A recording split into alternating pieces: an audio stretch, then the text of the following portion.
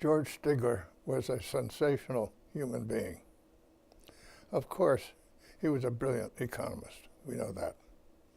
And he was an ingenious researcher.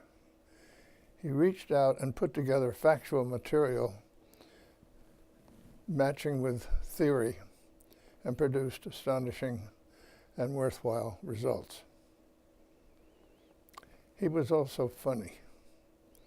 He could take something you said and turn it around and get everybody laughing. He was a great golfer. He loved golf. He and I both belonged to a club called Flossmoor near Chicago. And George's ambition was to play that course every month of the year. January, February, yeah. He'd wait for a decent day and go out and hack around. And he loved it. He enjoyed it. And he bragged about his family. And he told me once about Steve, his son.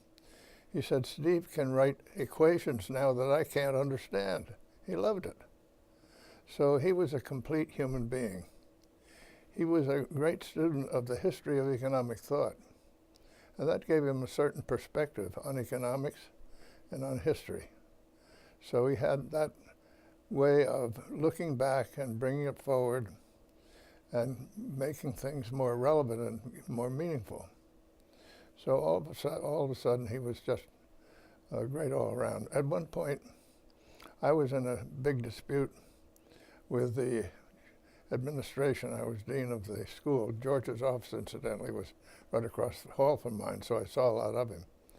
But so there were two faculty meetings, and I had on my side Milton Friedman, who was the fiercest arguer you ever had, and George Stigler, who would take something somebody would say in the faculty meeting, turn it around and get everybody laughing at him.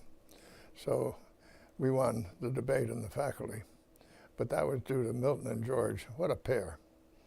So I say about George Stigler, you're the top kid.